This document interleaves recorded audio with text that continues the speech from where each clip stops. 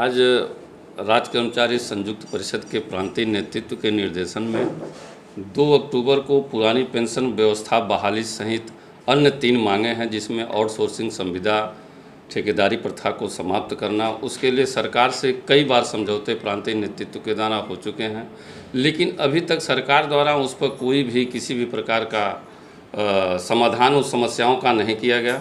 सरकार ने old pension की मांग के अलावा यूपीएस पेंशन जो ला दिया है, हम कर्मचारी पूरे देश के कर्मचारी उसके विरोध में हैं, क्योंकि उनको यूपीएस उसके अवेलेबल नहीं है कि हमको पुरानी पेंशन जैसी ही व्यवस्था होनी चाहिए अगर यूपीएस देनी है तो।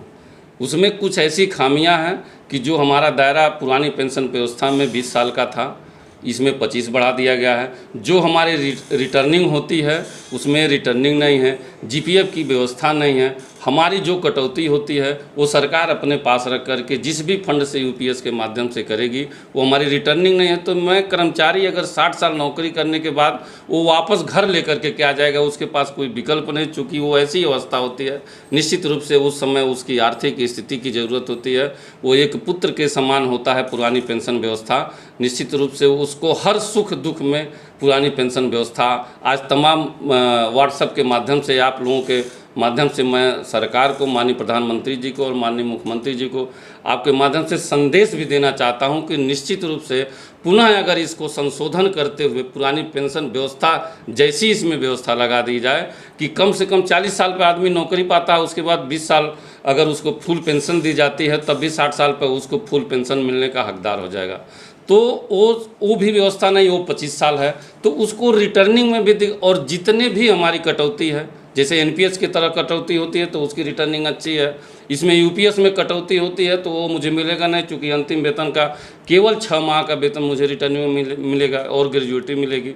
तो इस नाते कहीं न कहीं इसमें आर्थिक हमारी हानि है। तो मैं माननीय प्रधानमंत्री जी को और माननीय मुख्यमंत्री जी को आपके माध्यम से संदेश देना चाहता हूं, और प्रांतीय नेतृत्व का निर्देशन भी है कि ओल्ड पेंशन के अलावा किसी पर हम लोगों का समझौता नहीं है।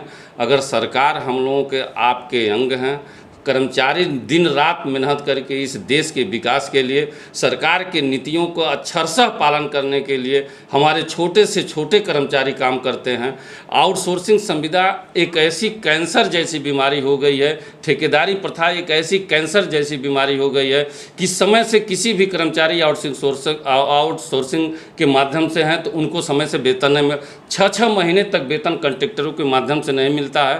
तो ऐसी परिस्थितियाँ भूखमरी के कगार पर लोग हो जाते हैं। तो मैं आपके माध्यम से माननीय उत्तर प्रदेश सरकार और भारत सरकार से आग्रह करना चाहता हूं कि पुरानी पेंशन व्यवस्था, ऐसी ही व्यवस्था हम लोगों को यूपीएस में अगर आप देना चाहते हैं, नहीं ओल्ड पेंशन करना चाहते हैं, यूपीएस में वही सारी व्यवस्था समाहित कर दीजिए। निश्चित रूप से अक्षरशः सारे लोग इसका एक्सेप्ट कर लेंगे। अगर नहीं यूपीएस में ओपीएस जैसी व्यवस्थाएं हैं तो निश्चित रूप से आपसे मेरा आग्रह है कि इसको संशोधन करिए, या मुझे पुरानी पेंशन व्यवस्था सभी कर्मचारियों को आप प्रदान करिए। पूरा कर्मचारी अक्षरशः आज भी दिन रात मेहनत करके आपके सारे विकास कार्यों में कदम से कदम मिला करके चलता है, और भविष्य में इससे भी ज़्यादा कार्य करने का प्रयास करेगा। और कोरोना जैसी महामारी में जब अपने माँ बाप, बेटे, भाई को कोई छूना पसंद नहीं करता था, वही सुरक्षा कर्मी, वही स्वास्थ्य विभाग के कर्मी, वही रोडवेज के कर्मी दिन रात मेहनत करके सुबह निकल जाते थे।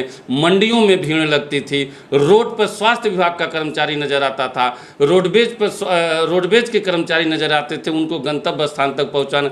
चालक एक एम्बुलेंस चलाता था, उसके भी परिवार रहते थे। लेकिन आज स्थिति है कि वो भी संविदा पर है, उसकी भी कोई नीतियाँ नहीं है कि उसको कितने समय तक नौकरी करेगा।